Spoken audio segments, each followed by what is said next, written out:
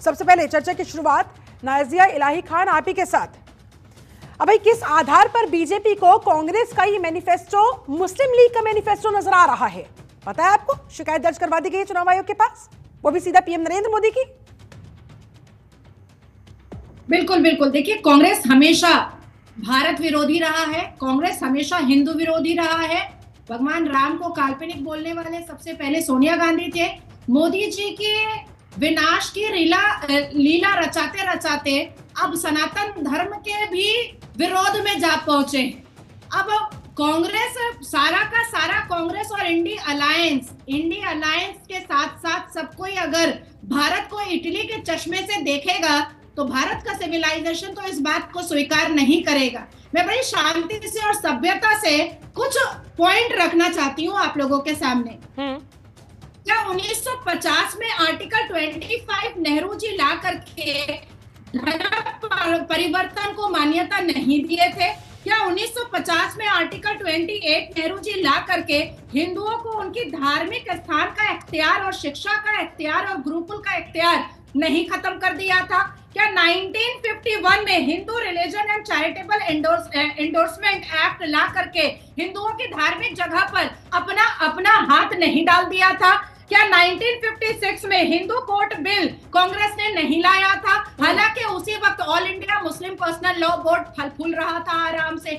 आज भी मंदिरें टैक्स दे रही हैं और मदरसा और मस्जिदें जो हैं वो आराम से जजिया और मॉडर्न जजिया उठा रही हैं। मैं पूछना चाहती हूँ कि क्या भारत के लोग और भारत के खास करके युवा ये भूल जाएंगे कि कांग्रेस के पूर्व जो प्रधानमंत्री मनमोहन सिंह जी हैं वो यासीन मलिक के साथ बैठ करके मटन और मुर्ग मुसल्लम खाया करते थे, डिनर पार्टियां हुआ करती थी?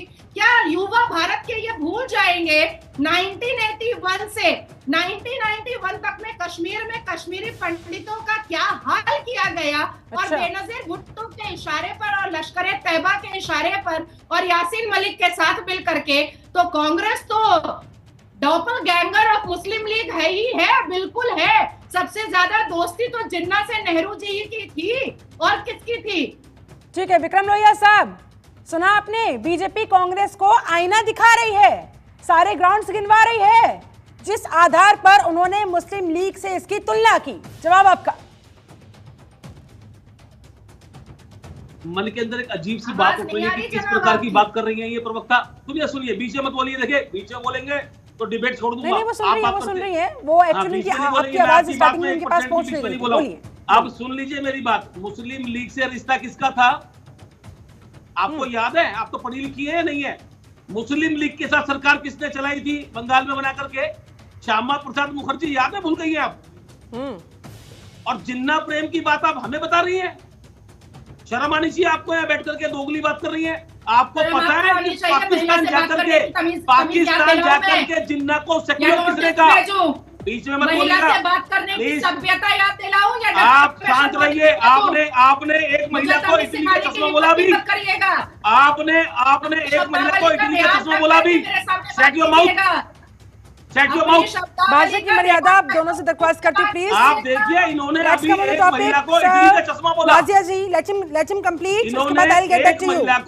इन्होंने एक महिला को इटली का चश्मा बोला। ठीक है, मुद्दे पर आते हैं। मुस्लिम लीग से आपके मैनिफेस्टो के कंपैरिजन पर आते हैं। पाकिस्तान जाकर के जिन्ना को सेक्युलर किसने बोला? आपके नेता deputy prime minister Advani ji ने बोला। और लाहौर बस यात्रा लेकर के कौन गए? साथ में सिगार जलाया। आपको पता है लाहौर बस यात्रा लेकर कौन गए? तो साथ में जाम से जाम टकराया करते थे जिन्ना के। आपको सब अरे जाम तो हम बताते हैं कहाँ टकराते हैं, अभी बता रहा हूँ आपको। देखिए अच्छा ठीक है शिल्पा जी इनको बोलिए वन बाय वन इनको बोलिए मेरे बीच में ना बोले।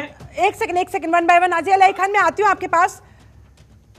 विक्रम लोहिया जी मैं सीधा सवाल करूंगी। मैं तीन पॉइंट्स रखूंगी सिर्फ, और क्यों कंपैरिजन किया गया है उसके बाद आप इसका जवाब दीजिएगा। मुस्लिम लीग मैनिफेस्टो के 1936 वाले मैनिफेस्टो में जो 3 पॉइंट्स थे और अब आपके मैनिफेस्टो में जो 3 पॉइंट्स है वो कौन से सिमिलर पॉइंट्स है जिसके आधार पर पीएम मोदी ने ये बात कही, वो सुनिए, उसके बाद मैं आपके जवाब का इंतजार करूंगी। मुसलमानों के पर्सनल लॉ की रक्षा की जाएगी, ये था मुस्लिम लीग के मैनिफेस्टो में। और कांग्रेस ने क्या कहा? अल्पसंख्यकों के व्यक्तिगत कानून की रक्षा होगी। बहुसंख्यक के खिलाफ लड़ाई करेगी मुस्लिम लीग, और भारत में बहुसंख्यकवाद के लिए जगह नहीं है, ये कह रही है कांग्रेस।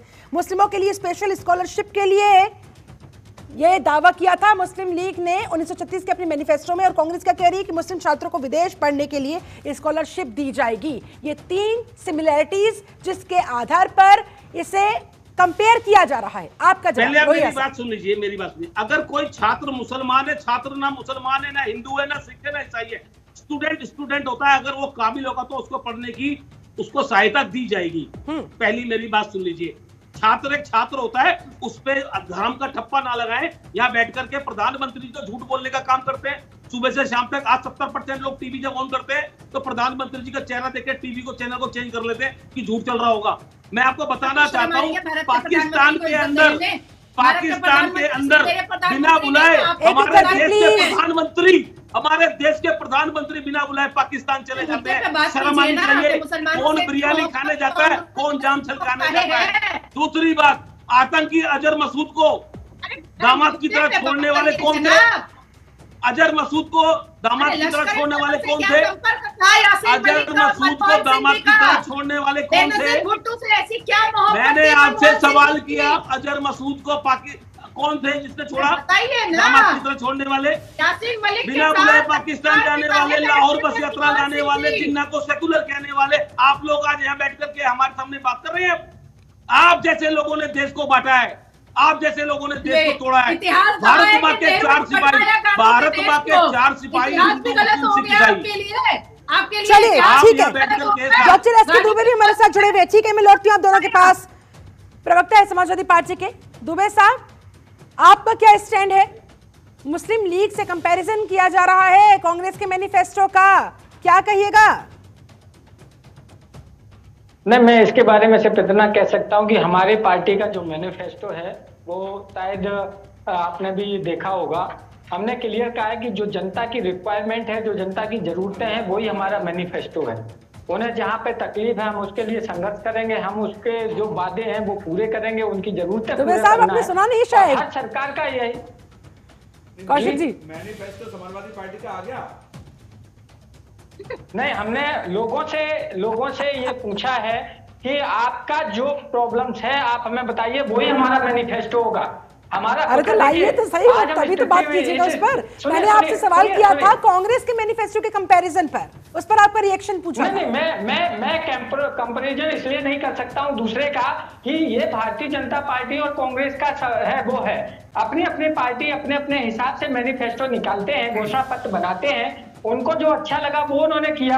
आपके सहयोगी दल पर अटैक किया जा रहा है, डिफेंड भी नहीं करेंगी, साथ भी नहीं खड़े होंगे क्या? गठबंधन में है ना?